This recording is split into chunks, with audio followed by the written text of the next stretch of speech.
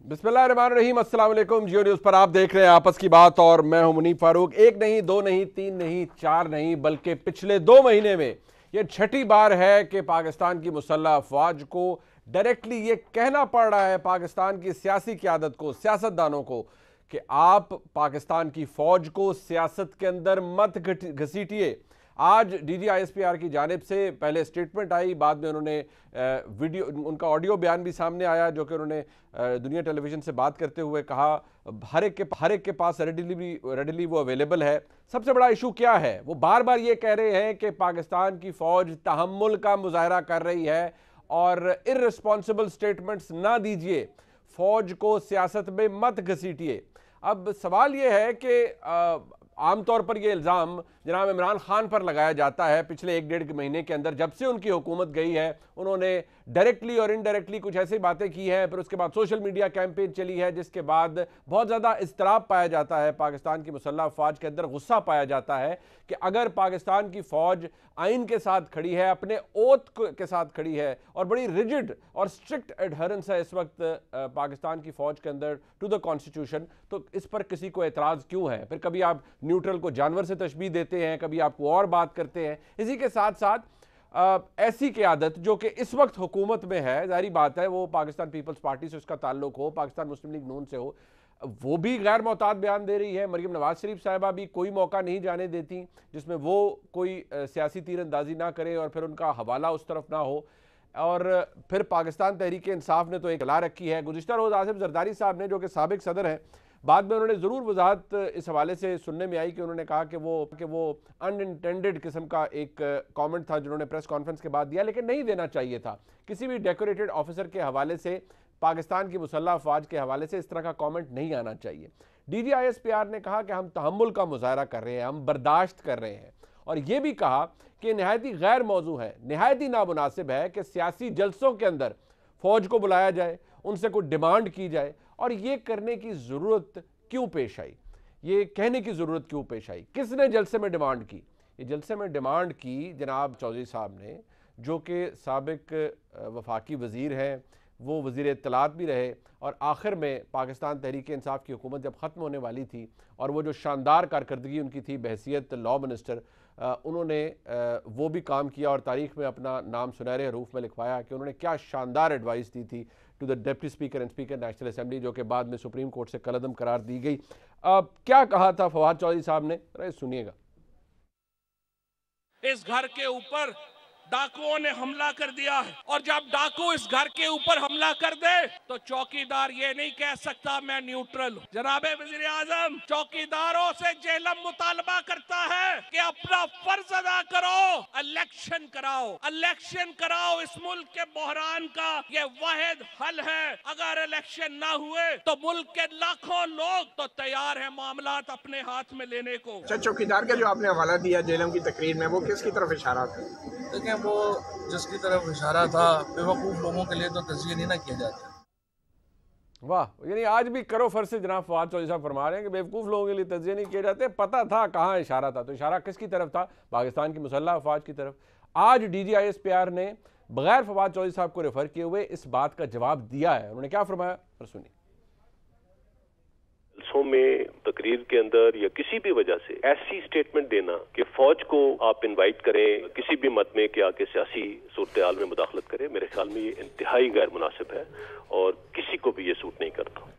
ये किसी को भी सूट नहीं करता, लेकिन ये सिलसिला रुक नहीं रहा। ये काम शेख रशीद साहब ने भी किया। उन्होंने तो डायरेक्टली कहा मैं फ़ौज से दरख्वास्त करता हूं कि वो इलेक्शन करवाए। भाई क्यों करवाएं? आप क्यों दावत दे रहे हैं? इसलिए कि आपकी हुकूमत नहीं रही।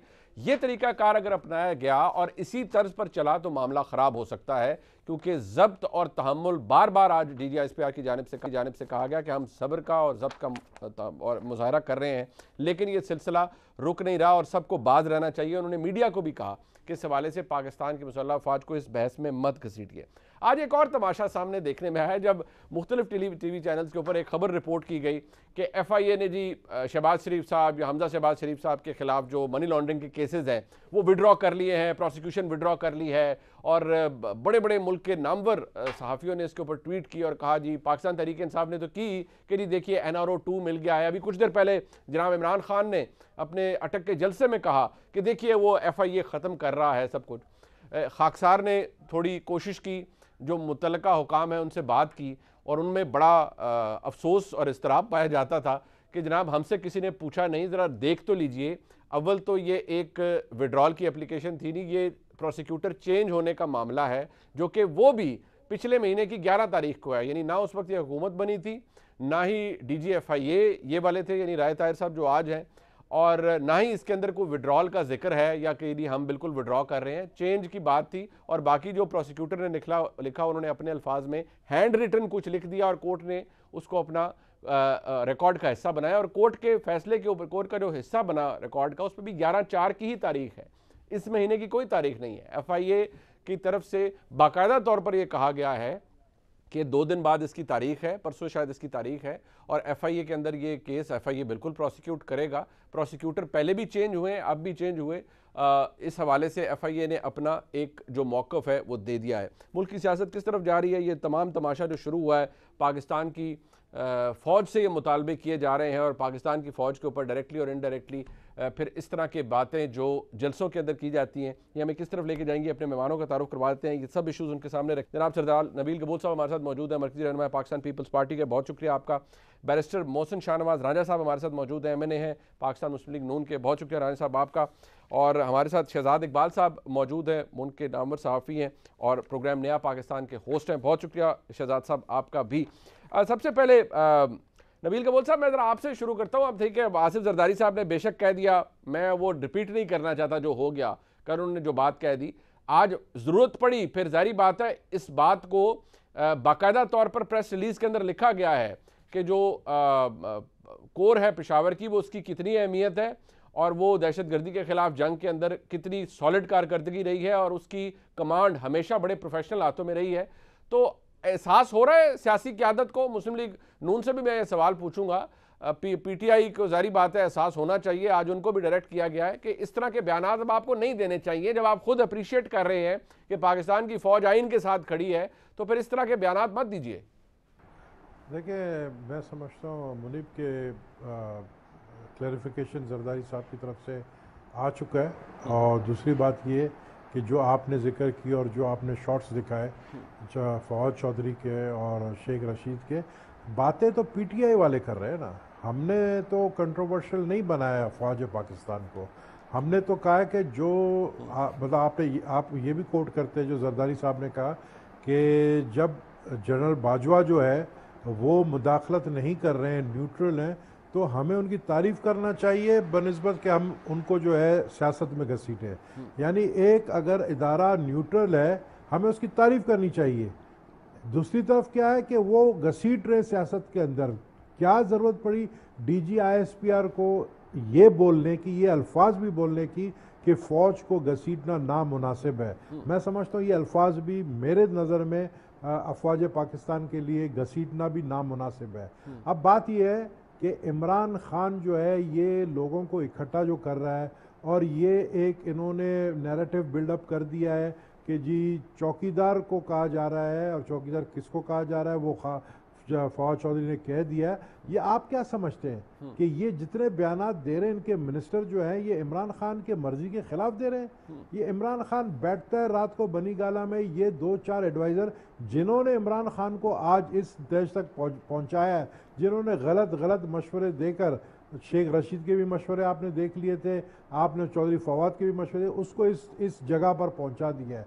मैं समझता हूं कि ये बहुत ख़तरनाक सूरत हाल है। हम पोलराइजेशन की तरफ जा नहीं रहे, आ चुके हैं। हमें अपने इदारों को डिफेंड करना चाहिए, हमारा काम है। हम जो गवर्नमेंट में हैं अभी इस वक्त, हमारा काम है कि हम अपने इदारों को, और जो DG ISPR ने बयान दिया है बिल्कुल उसको मैं सेकंड करता हूं। और मेरे ख्याल में कि तीसरा चांस नहीं मिलना चाहिए, तीसरी दफ़ा उनको जो है उनको दावत नहीं देना चाहिए। ये तो बाकायदा आप उनको दावत दे रहे हैं। तो बात यह है कि इस वक्त सिचुएशन ये है कि आप डेवलपमेंट की तरफ आएँ, आप चाहते हैं कि अर्ली इलेक्शन, अर्ली इलेक्शन नहीं होने देंगे। इसलिए नहीं होने देंगे क्योंकि हमें बहुत सारे रिफॉर्म्स लेकर आना है। आपने आइन को अपने मुताबिक जो आप चाहते थे, जो आपको सूट करता था, आपने आइन के अंदर वो तब्दीली लेकर आए। जरदारी साहब ने क्लैरिफाई किया, आपके इमरान खान के लोगों ने क्लैरिफिकेशन नहीं दी है। आप उनको कहेंगे क्लैरिफाई करें, उन्होंने कोई क्लैरिफिकेशन नहीं दी है। वो क्यों बात चौकीदार, यानी आप फौज को चौकीदार बोल रहे हैं? ये फौज का काम है चौकीदारी करना। फौज का जो काम है फौज वो कर रही है। इस फौज के वजह से आज पाकिस्तान एक ताकत है, एटमी ताकत है। आप बिल्कुल ठीक है, चौकीदार बार बार कह रहे हैं, आप एक उसको कहते हैं कि न्यूट्रल जो होता है, बिल्कुल पाकिस्तान की फौज पाकिस्तान की स्ट्रेंथ है, ये बात दुरुस्त है, आई एग्री। किसके लिए कर रहे हैं आप? बिल्कुल ठीक है, आप ये पॉइंट ठीक है, बट मुझे पूरी तरह इसको लेके जाने दें राजा साहब के पास भी। राजा साहब, बात ये है कि आफ्टर सब कुछ हो गया, अच्छी बात है, बड़ा तब्दीली आ गई, आपके पास एक सॉफ्ट एंट्री थी।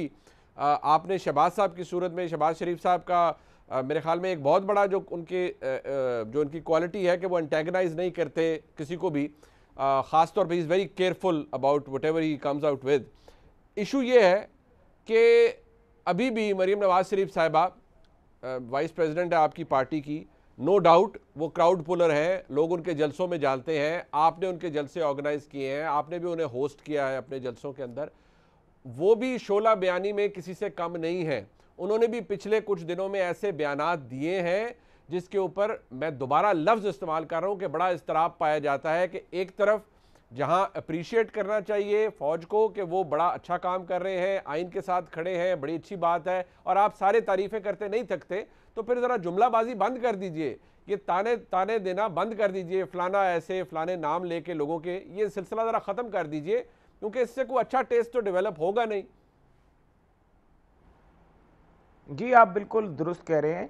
देखिए, जोश खिताबत में या कोई सवाल जवाब के बीच में अगर कोई इस तरह की गुफ्तगू हो जाती है तो मैं समझता हूँ कि हमें वाकई इसे इज्तनाब करना चाहिए और हमें कोशिश ये करनी चाहिए। लेकिन ये सिलसिला शुरू कहाँ से हुआ है? ये सिलसिला शुरू जहाँ से हो रहा है, ये शुरू हो रहा है जब उसने कहा इमरान ने स्टेज पे कि न्यूट्रल तो जानवर होता है।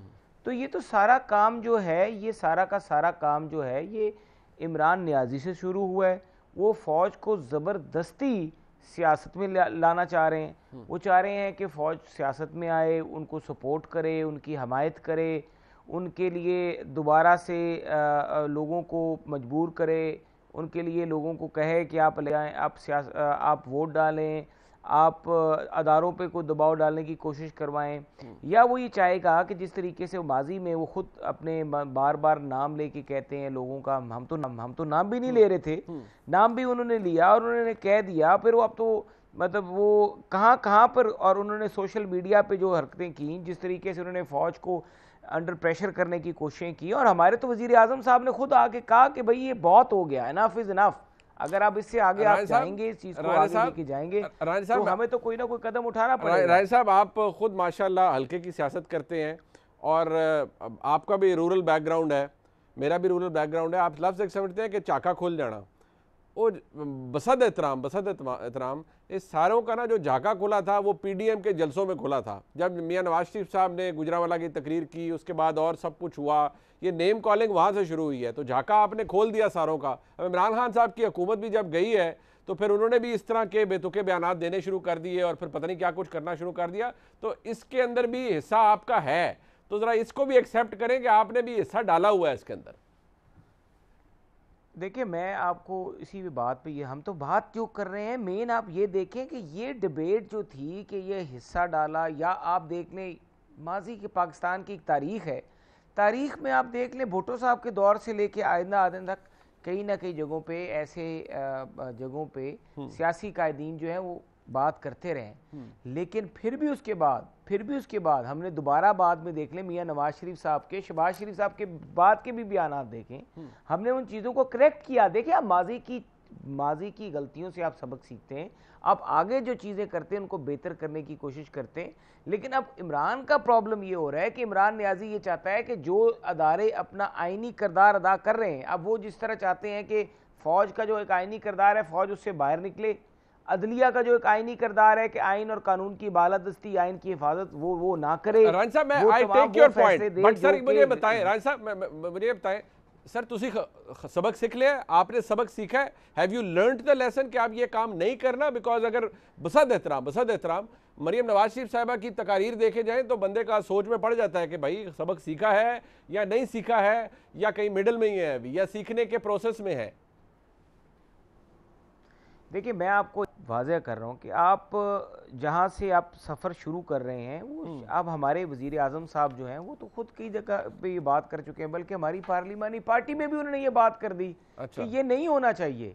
तो हम तो ये चाह रहे हैं कि पाकिस्तान के अगर अदारे, हम तो शुक्र कर रहे हैं और बहुत खुश हैं इस बात से और अप्रिशिएट कर रहे हैं, अपने अदारों को अप्रिशिएट कर रहे हैं, हम तो सुप्रीम कोर्ट को अप्रिशिएट कर रहे हैं, हम तो फौज को अप्रिशिएट कर रहे हैं, हम पार्लियामान को और तमाम सियासी जमातों को अप्रिशिएट कर रहे हैं कि भाई अगर एक न्यूट्रल रोल हर कोई बंदा आइन की बात कर रहा है और रूल्स जो हैं आइन में डिफाइन किए हुए, जो ट्राकोटमी ऑफ पावर का कॉन्सेप्ट है उसके मुताबिक काम कर रहा है, तो बहुत अच्छी बात है, हम तो खुश हैं। लेकिन इमरान नियाजी से ये बर्दाश्त नहीं हो रहा। वो कहता है कि मैं रात के 12 बजे अगर आइन तोड़ूं तो मेरे हक में अदालत से फैसला है। वो कहता है अगर रात के 12 बजे मैं कहूं कि मैं वजीर आजम हाउस से नहीं निकलूंगा तो पाकिस्तान में जो अदारे हैं वो मेरे साथ खड़े हो जाए, सपोर्ट करें कि हाँ जी आप बैठे। अब वो कहते हैं कि टेलीफोन कॉलें नहीं आती, तो कहते हैं फोन कॉलें आए। देखिए अब ये मसला इमरान खान का, इमरान खान साहब मेरे ख्याल में ये शायद कुछ अटैच्ड है इक़्तिदार के साथ कि जब वो जाता है तो मेरे ख्याल में थोड़ा सा उसमें फिर ये मामलात हो जाते हैं। शहजाद साहब अब 2-3 बातें हैं, एक तो खैर आगे चल के मैं जरा चाहूँगा कि हम इसके ऊपर भी थोड़ा आपका भी तज्जिया हासिल करें कि जो आज बिलावल साहब ने बात की, लेकिन सबसे पहले देखिए मैंने शुरू में इब्तिदा में भी बताया कि ये कुछ छठी बार है कि पिछले 2-2.5 महीने के अंदर ISPR की जानिब से ये कैटेगोरिकली कहा गया है। अब सवाल ये है कि आपने गबोल साहब को सुना, रांझा साहब को सुना, PTI का मौका, आज भी इमरान खान साहब कह रहे थे कि मैंने जो रोक सकते थे साजिश को हमने उन्हें बता दिया, लेकिन अफसोस के कुछ ना हुआ। अब आज भी वो उनका नैरेटिव वही है, तो आपके नज़दीक हकीकी मानों में नुकसान कौन पहुंचा रहा है, या जो है कि फौज को सियासत के अंदर मुदाखलत के लिए कहना इस वक्त कौन कर रहा है? कोई एक तंज कर रहा है, कोई एक बुला रहा है कि आओ प्लीज आओ? जी मुनीब बहुत शुक्रिया। आपने जिन वाक़यात का जिक्र किया कि 6 मौक़ों पे उन्होंने प्रेस रिलीज जारी की है या कोई बयान जारी किया है, मुझे याद है DG ISPR की जो रिसेंटली प्रेस कॉन्फ्रेंस थी उसमें तो उन्होंने वाज़े तौर पे कहा था कि कोई तामीराती तनकीद है, कोई कंस्ट्रक्टिव क्रिटिसिज्म है तो वो जरूर करें, लेकिन मलाइन करना, रिडिक्यूल करना, इल्ज़ाम तराशी करना, बेबुनियाद इल्ज़ाम लगाना, तौहीन आमेज गुफ्तगू करना, ये नहीं होना चाहिए। और बदकिस्मती से ये होता रहा है पहले और अभी भी हो रहा है। जो आपका सवाल है, मेरे ख्याल से इस वक्त ज्यादा ब्लेम इमरान खान और तहरीक इंसाफ पर आता है, क्योंकि वो तो अपनी ख्वाहिश का इजहार जो है पब्लिकली कर रहे हैं। वो कह रहे हैं कि एस्टैब्लिशमेंट न्यूट्रल नहीं रह सकती है, उनको या हक का साथ देना है या बातिल का साथ देना है, और इमरान खान समझते हैं वो हक पर है तो उनको लगता है कि एस्टैब्लिशमेंट को उनके साथ होना है। आपने देखा होगा रिसेंट इंटरव्यूज में इमरान खान ने तो ये 2 टोक कहा है कि एस्टैब्लिशमेंट कैसे न्यूट्रल रह सकती है, जब उनको पता है कि एक चोर है और दूसरा हक पर है तो वो कैसे न्यूट्रल रह सकते हैं। अपने पॉडकास्ट में इमरान खान साहब ने कहा कि शहबाज शरीफ को PM कैसे बनने दिया एस्टैब्लिशमेंट ने, जबकि उनको पता है कि वो चोर है। मैं तो हैरान हूं उस बात पे कि उसको जो है एस्टैब्लिशमेंट ने प्राइम मिनिस्टर बनने दिया। यानी कि वो ये कह रहे हैं कि इंटरफेयर करके शहबाज शरीफ को वजीर आजम नहीं बनने देना चाहिए था। आज की मिसाल आपने खुद दे दी। और मुनीब, क्या आप ये सोच सकते हैं कि आज से 2 महीने पहले यही फवाद चौधरी साहब फौज के लिए चौकीदार की इस्तेलाह इस्तेमाल करेंगे? क्या ये मुमकिन है कि वो मुसल्लह अफराज के लिए चौकीदार का लफ्ज इस्तेमाल करें? देखिए कि पाक फौज जो है वो सरहदों की मुहाफिज है, हिफाजत करते हैं हमारी, लेकिन जो सियासतदान जब भी चौकीदार का लफ्ज इस्तेमाल करते हैं, क्योंकि चौकीदार एक ऐसा पेशा है जो कि रिस्पेक्टेबल है बदकिस्मती से, लेकिन हमारे यहाँ ताने के तौर पे इसलिए दिया जाता है क्योंकि उनका जो पे ग्रेड है वो कम है। तो इसलिए जब भी किसी को आपने बेइज्जत करना होता है या छोटा दिखाना होता है तो आप कह देते हैं कि चौकीदार है। लेकिन क्या आप सोच सकते हैं कि ये इस्तेलाह फवाद चौधरी साहब इस्तेमाल करते 2 माह पहले जब वो हुकूमत पे थे? वो कभी ऐसी जरूरत नहीं करते। तो अभी भी आप मुनासिब लफ्ज इस्तेमाल करें, आप स्टैब्लिशमेंट कह लें, आप मुहाफिज कह लें, कुछ भी आप कह सकते हैं, लेकिन जब आपने थोड़ा उनको नीचे दिखाना होता है फिर आप ये इस्तेलाह इस्तेमाल करते हैं, विच इज वेरी अनफॉर्चुनेट। तो इस वक्त तो जिम्मेदारी जो है वो पाकिस्तान तहरीक इंसाफ पे ज्यादा है, दूसरी जमातों की भी है जिन्होंने हाजिर लेफ्टिनेंट जनरल के हवाले से बात की। अभी आपने जरदारी साहब की मिसाल दी, मरियम नवाज की मिसाल दी, लेकिन देखें अब मोहसिन रांझा साहब जो अभी बता रहे थे कि नवाज शरीफ साहब कहते थे हमने सबक सीखा है, तो वो क्या सबक था? मोहसिन रांझा साहब अगर थोड़ी हमारी मदद कर दें, बल्कि इमरान खान साहब की मदद कर दें, क्योंकि 2 तकारीर के बाद नाम लेना बंद कर दिया नवाज शरीफ साहब जी। ने। तो क्या वो ऐसा फॉर्मूला था जो अगर इमरान खान को भी हम बता दें तो शायद वो भी, अब नाम तो नहीं ले रहे लेकिन जिस हद तक भी जा रहे हैं शायद वहां पे वो रुक जाए या उससे आगे ना जाए। वो मेरे ख्याल से काफी फायदा हो जाएगा पूरे मुल्क का मुसल्लह अफराद। आजकल शहजाद साहब वैसे वो थोड़ा शायद it sounds a bit offensive, मैं किसी को डायरेक्ट नहीं कर रहा किसी का, लेकिन आजकल कहते हैं ना फलाने का सॉफ्टवेयर अपडेट हो गया, फलाने का सॉफ्टवेयर अपडेट हो गया। तो पता नहीं शायद सॉफ्टवेयर अपडेट होता है।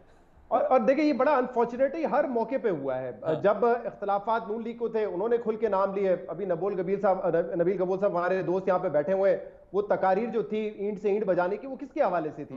मतलब ये होता रहा है कि जो भी wrong side of the establishment होगा वो पे प्रेशर डालने की कोशिश करता है, प्रेशर टैक्टिक्स इस्तेमाल करते हैं, कभी रिट्रीव करते हैं, कभी एग्रेसिव होकर आते हैं, कभी पीछे हटते हैं, फिर अटैक करते हैं। तो जो भी एंटी एस्टैब्लिशमेंट होता है उस टाइम पर वो फिर यही हरबे इस्तेमाल करता है। अनफॉर्चुनेट है, अगर आपके पास कोई तामीराती तनकीद है, अगर आपको लगता है जहां पे न्यूट्रल रोल नहीं है, आप उसको आइडेंटिफाई करें, खुलकर आइडेंटिफाई करें। बिल्कुल, और मेरे ख्याल से उस पर सब लोग सपोर्ट भी करेंगे आपको। बिल्कुल करना। एक ब्रेक यहाँ पर ले लेते हैं, ब्रेक के बाद जब वापस आएंगे सबसे पहले सरदार नबील कबूल साहब से, फिर रांझा साहब से।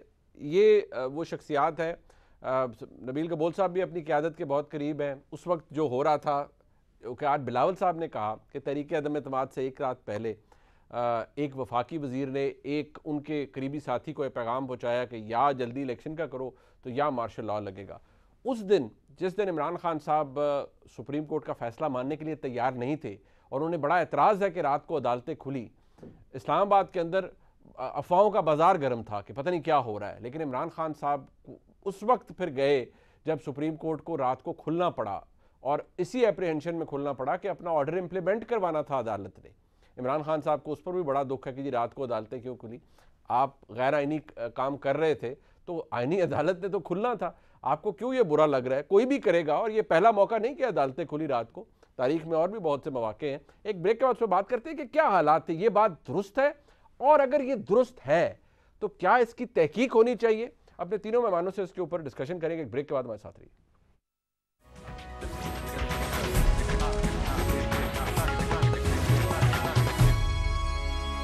बिलावल भुट्टो ज़रदारी साहब ने कहा कि हाई पावर्ड पार्लिमानी कमीशन हो जो कि गैर आइनी काम किया गया, उस स्पीकर की तरफ से रूलिंग आई, आर्टिकल 5 को इन्वोक किया गया, बाद में सुप्रीम कोर्ट के ने कंसेंसस से उसे कलअदम करार दिया, रिजेक्ट किया। अब बिलावल साहब चाहते हैं उस पर हाई पावर्ड कमीशन बने, पार्लिमानी कमीशन बने जो कि उस गैर आइनी काम और उसके पीछे मुहर्रिकात और किरदारों को आइडेंटिफाई करे। साथ ही साथ सदर जनाब आरिफ अलवी साहब ने चीफ जस्टिस को ख़त लिख दिया है कि जनाब ये जो फॉरेन इंटरवेंशन हुई है इसके ऊपर एक हाई पावर्ड जुडिशल कमीशन बने। अब नबील कबूल साहब ज़रा मुझे ये बताएं, नबील भाई आपको बहुत सी खबरें होती हैं, कुछ खबरें आप हमें बता देते हैं, कुछ खबरें आप दबा के बैठे रहते हैं, नहीं बताते, आपका मूड अच्छा ना हो तो। खैर आज आई होप अच्छा होगा। ये जो बिलावल साहब ने बात की है, ज़रा आप थोड़ा इस पर रोशनी डालेंगे कि ये कौन कैरेक्टर्स हो सकते हैं जिन्होंने बिलावल साहब को किसी उनके करीबी कोलीग के ज़रिए अप्रोच किया या ये पैगाम पहुँचाया कि भाई ये करना करो नहीं तो मार्शल लॉ लगेगा? बिल्कुल ये दुरुस्त है, और ये उस दिन की बात है जिस दिन सुबह से लेकर रात के 11:45 बजे तक बैठे, और 11:45 बजे आपने देखा कि ये जो है इसके ऊपर वोटिंग हुई। उस दिन वो दिन बहुत क्रूशल था, और वो ऐसा वक्त था कि बार बार मैसेजेस आ रही थी बाहर से कि कुछ भी हो सकता है, किसी भी वक्त हो सकता है, और बड़ा टेंस माहौल था एक कमरे में जहाँ पे पार्टी की लीडरशिप बैठी हुई थी। लेकिन उसको फेस किया गया, और ये बात दुरुस्त है कि चेयरमैन साहब ने जो बात की है, एक रात पहले भी उस दिन भी कहा गया कि जी ये और कुछ ना करें तो कम से कम जो है आते ही हल्फ उठाने के बाद शहबाज शरीफ जो है इलेक्शन का ऐलान कर दे, वरना मार्शल लॉ लग जाएगा। अब मैं देखें इसलिए नाम नहीं लूँगा क्योंकि मुझे पता है किसने बोला, इसलिए नाम नहीं लूँगा कि मेरे चेयरमैन ने नाम नहीं लिया है। अच्छा। और बट आपको पता है कि कौन है? फिर मैं अगेन आपको कहूँगा, अगर आप इस चीज़ को देखें कि शेख रशीद ओपनली कह रहा था, हाँ मैं साथ था उस वक्त में, सारा दिन उसी दिन पूरा दिन सुबह से रात तक क्या क्या बातें हो रही थी, किसने क्या क्या बात, लेकिन शेख रशीद ने ओपनली स्टेटमेंट दिया है। शेख रशीद ने ये कहा है कि अगर आप लोग जो है इलेक्शन का ऐलान कर देते हैं तो ठीक है, वरना जो है मार्शल लॉ लगेगा। ये शेख रशीद ने अपने बयान में ये बात कही है। तो ये मैं समझता हूँ कि लोगों को पता चलना चाहिए। दूसरी इम्पोर्टेंट बात मैं आपको बताऊँ, शौकत तरीन साहब, आई डोंट नो वाई वो इतने इम्पोर्टेंट है कि इमरान खान ने उनको बुलाया और शौकत तरीन को कहा कि जो लोग इस साजिश को रोक सकते हैं आप उनके पास जाए बात करें। तो बेहतर ये होता कि इमरान खान उन लोगों का नाम लेते कि किसके पास जो है शौकत तरीन को भेजा गया। एक बात। दूसरी बात भी थी, क्योंकि मैं एक साथ आपके सारे बातों का जवाब दे रहा हूँ क्योंकि आपने सवाल सब एक साथ किए। पार्लियामानी फोरम कमेटी एक बनाई जा रही है, बिल्कुल, जो हम समझते हैं कि ये जो बार बार एक नैरेटिव है ना, बदनाम करने की कोशिश की, साजिश हुआ है, जो कि DG ISPR ने भी क्लियर किया कि साजिश का अल्फाज उसमें इस्तेमाल नहीं हो सकता है, वो साजिश नहीं, मुदाखलत कह सकते हैं आप।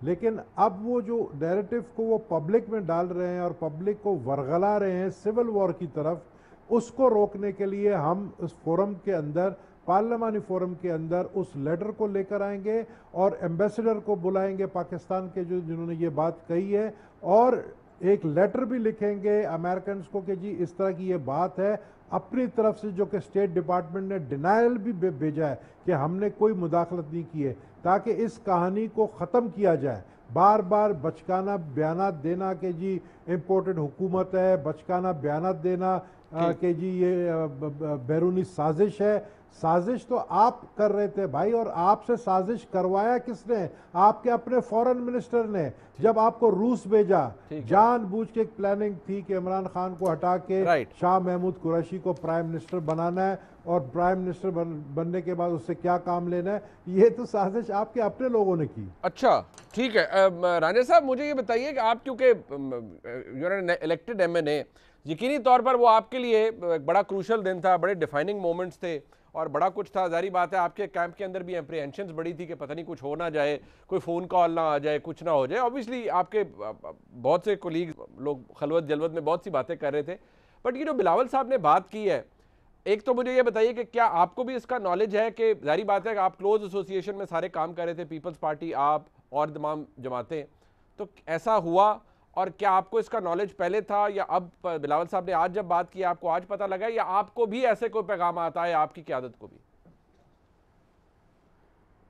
देखिए, जहाँ तक मेरी एक इत्ला ये आई थी कि ये आखिर में कुछ लोग अपने मुतालबात को लेकर गए थे। ख़बर थी कि इन्होंने ये कहा कि एक तो जी आप मियाँ शहबाज शरीफ साहब को वज़ीर आज़म ना बनाएं, ये भी बात करना शुरू हो गए। हम मान जाते हैं, किसी और को बना दें। फिर कहा कि एक तो हमारी केसेस वगैरह जो हैं ये ना खोले जाएं, मतलब जो बीच में हमारे दोस्त भी थे, इनके भी जानने वाले थे, उसकी गारंटी दी जाए। और साथ में ये आखिरी स्टेज में हो रही थी बात, उससे पहले ये इलेक्शन वाली बात कर रहे थे। और फिर इनका बड़ा ये दबाव भी रहा सुप्रीम कोर्ट। देखें, सुप्रीम कोर्ट में भी जिस तरीके से बाबर अवान साहब ने गुफ्तगू की, या जो बहस वहाँ पर होती रही नईम बुखारी साहब की, या उनसे पहले अली ज़फ़र साहब की, और फिर अटॉर्नी जनरल साहब की, वो जो बेसिकली गुफ्तगू थी, वही बहस जो थी ये ड्राइंग रूम में भी कर रहे थे कि मेहरबानी फरमाएं इलेक्शन करवाएं। अब इलेक्शन किस तरह से करवाएं? आप एक तरफ पाकिस्तान का दस्तूर जो है उसमें आर्टिकल 95 जो है वो लिखा हुआ है, 69 जो है, और आर्टिकल 95 सेल्फ ऑपरेटिव है, उसका प्रोसीजर गिवन है, उस पर वो 69 वो लागू भी नहीं हो रहा।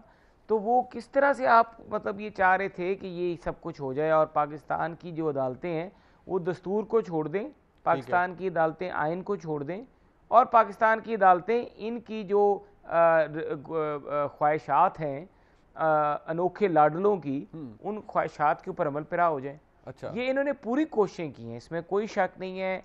ये आखिर वक्त तक ये कोशिश करते रहे हैं, और इलेक्शन किस तरह से मुमकिन हो, इलेक्शन कमीशन जो है वो पहले ही कह चुके हैं, और ये भी नालायकी इनकी है। अब ये कहेंगे, ये अगर इलेक्शन कमीशन के लिखे हुए खतूत का जवाब दे देते, अपने दौरे हुकूमत में मौसूफ जो हैं, चाहे वो फवाद चौधरी हैं, चाहे वो इमरान नियाजी हैं, इन्होंने कोई काम तो किया नहीं। इन्होंने ऐसे भी काम नहीं किए जिससे इनका अपना भला हो जाता। अच्छा, इन्होंने वो भी नहीं किया कि इलेक्शन कमीशन अगर कह रहा था हल्का बंदियाँ शुरू कराई जाएँ, को 50 खत लिखे गए थे और सेंसस कराना है, उसके बारे में बताएं। सुप्रीम कोर्ट का ऑर्डर है कि ये पिछला सेंसस ख़त्म है, सिर्फ पिछले इंतखाब के लिए है, अगले सेंसस की तैयारी करानी है, पैसे चाहिए हमें, ये काम करना है, नई वोटर लिस्टें बनानी है, 50 खत लिखे गए, काम तो ये वैसे करके राजी नहीं है, तो अपने भले का भी काम करके ये राजी नहीं है। ठीक है, आज ये कहते हैं इलेक्शन करवाएं, और भाई किस मुंह से आप कहते हैं इलेक्शन करवाएं? बट आप जब हुकूमत में तो जो बट राणे साहब इलेक्शन वैसे सेंस क्या है? आपने की नहीं है सर। ठीक है राणे साहब, मुझे बताए सेंस है क्या वैसे?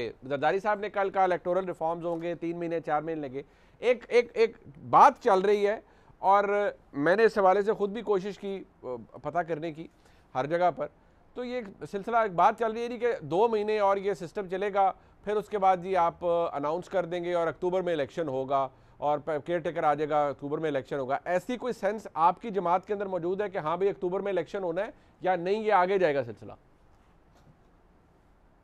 देखिए, जहाँ तक तो इलेक्टोरल रिफॉर्म्स हो गई हैं, देखिए जो इस वक्त पाकिस्तान की मैशत का इन्होंने तबाही कर दी है, बेड़ा गर्क कर दिया है, तबाह बर्बाद कर दी है इस मुल्क को। भाईजान फिलहाल तो आप कर रहे हैं, हमें नहीं, हम क्या कर रहे हैं? 180 पे डॉलर ये लेकर गए हैं, तो आज पाकिस्तान की इकोनॉमी को बर्बाद कर दी है। सर 3 हफ्ते, चौथे हफ्ते की हुकूमत है, ये शहजाद साहब बैठे हुए हैं, ये अभी पोस्टमार्टम करेंगे इकोनॉमी का। देखें, जब पेट्रोल और डीजल आपके पास पैसे ही ना हो, आपने एक एग्रीमेंट किया हुआ एक अदारे से, और आप कहें कि मैंने कम करना है सिर्फ इसलिए कि आपने सियासी अपनी हार मान ली थी, आपको पता था कि आने वाली हुकूमत के लिए मैं कांटे पे घेरूं, तो आपने जानबूझ के वो हरकत की, तो रेट से ऊपर जाएंगे। लेकिन मैं आपको दूसरी बात बता रहा हूं, जो एक बुनियादी चीज़ है वो ये है कि आप इलेक्शन, हम तो कहते हैं, मैं तो ये कहता हूँ कल इलेक्शन कराएं, हमें तो अपने हल्कों में कोई मसला नहीं, हमारा तो ग्राफ उसी तरह का उसी तरह, अल्हम्दुलिल्लाह हमें तो कोई प्रॉब्लम्स नहीं है। हम ये सिर्फ चाह रहे हैं, नहीं हमें कोई मसला नहीं है। अच्छा। मैं कहता हूँ कल कराए मेरे हल्के में इलेक्शन, मुझे कोई इशू नहीं है। अल्हम्दुलिल्लाह मेरे साथ के कई एमएनएज हैं मुस्लिम लीग नून के, जिनको बिल्कुल कोई मसला नहीं है। ये कॉन्फिडेंस है आपका। ओके, लेकिन हम सिर्फ एक कह रहे हैं, हमें एक बात चाहिए जी, क्या हमारे इलेक्शनों के बाद आप लोग धांधली करते सड़कों पे नहीं निकलेंगे? हमें ये एफिडेविट लिख के इमरान नियाज़ी नहीं, वो गारंटी कोई नहीं मिलेगी आपको, का डंडोरा नहीं पीटूंगा, वो गारंटी अगर वो एफिडेविट नहीं देगा तो फिर अब देखें ना, यही तो बात कर रहे हैं, जरदारी साहब ने यही बात की कि आप इलेक्टोरल रिफॉर्म कराएं, आए बैठे पार्लियामेंट में आ जाएं, आए इलेक्शन एक्ट जो है उसके बीच में जो आपने हमें बाहर निकाल के अमल से आपने कानून बनाए हैं, आए हम आपको बुलाते हैं, वेलकम, हम आपको वेलकम करते हैं, आए हम आपको पहले कब वो आए थे, वेलकम होगा, पहले इलेक्शन भी नहीं आएंगे। अच्छा, एक ब्रेक ले लेते हैं, मैं शहजाद साहब के पास आऊंगा जरा, अब इसके ऊपर हमें बताएंगे। ये जो एक तो साजिश वाली थ्योरी तो खैर मौजूद ही थी, ये जो उन दिनों वाक़यात हो रहे थे, शहजाद इकबाल साहब भी इस्लामाबाद में थे, और बल्कि इनफैक्ट वो स्टेशन है इस्लामाबाद में, और जो कुछ हो रहा था, इनकी मुलाकातें साबिक वज़ीर आज़म से भी हुई, और जो उस दिन के हालात थे वो भी बड़े डिफाइनिंग मोमेंट्स थे। शहजाद साहब भी उस पर बताएंगे, और इकॉनमी का असल मसला इस वक्त जिम्मेदारी किसकी है, और ये कहना कि पिछले तो एक लैंडमाइन बिछा गए और अब हम कैसे करें, चौथे हफ्ते में हुकूमत चली गई है, तो इनकी डिसीजन मेकिंग ठीक है, लेट है, या इनके भी प्रॉब्लम्स हैं? एक ब्रेक के बाद बात आती है।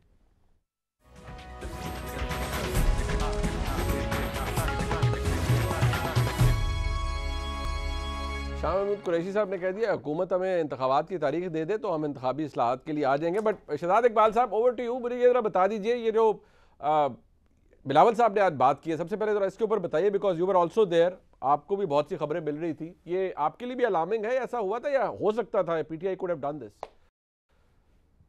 मुनीब, मेरे लिए बिल्कुल अलार्मिंग नहीं है। मैं पहले रिपोर्ट कार्ड में ये बात कर चुका हूं।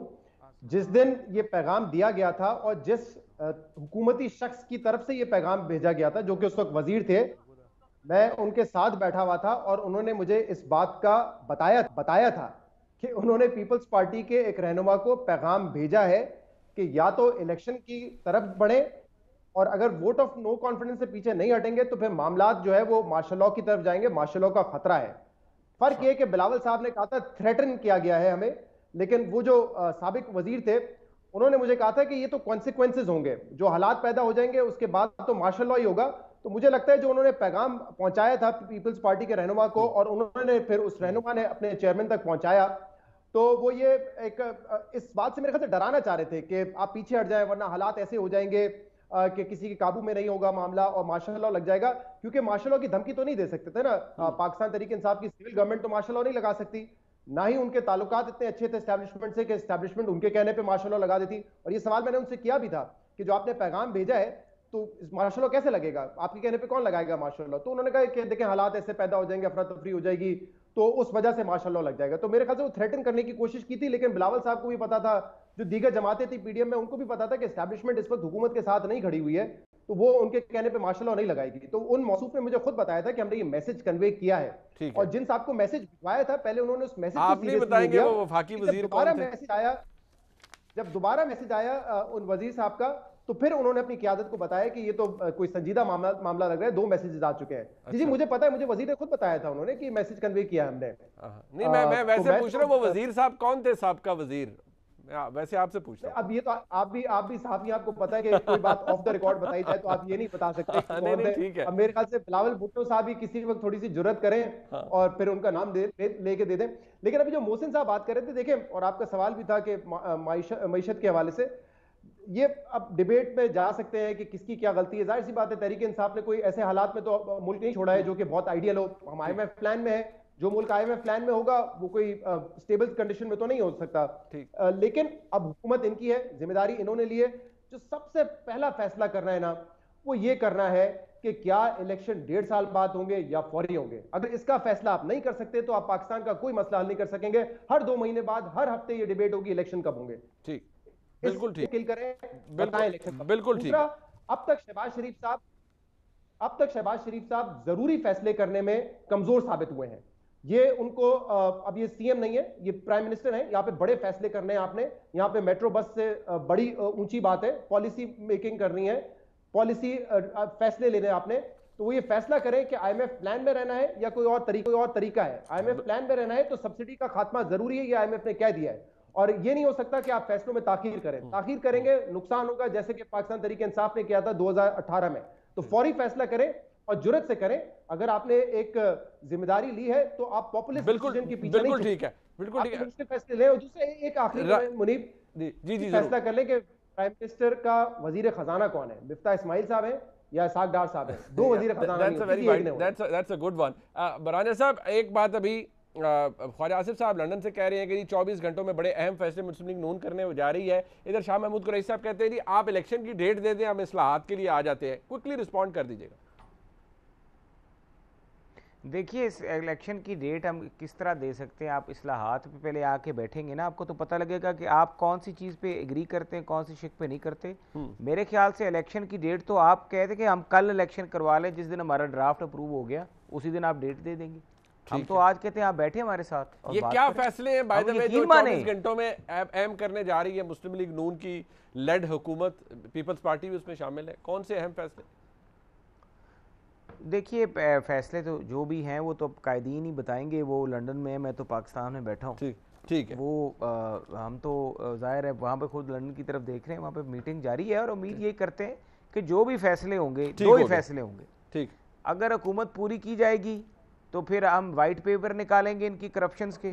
ठीक है। हम हर मिनिस्टर्स जो वजारतों में इनके एसेट्स जो हैं, statement of assets and liabilities निकालेंगे, इनकी डिक्लेरेशंस निकालेंगे और सारा अवाम के सामने रख देंगे कि जो लखपति था वो अरबपति किस तरह बन गया। ठीक हो गया। मैं प्रोग्राम का वक्त खत्म हो गया। बहुत शुक्रिया राना साहब आपका, सरदार साहब और जनाब शहजाद इकबाल साहब हमारे साथ मौजूद थे। प्रोग्राम आपने देखा जी, फीडबैक जरूर दीजिएगा। देखने का शुक्रिया। खुदा हाफिज़।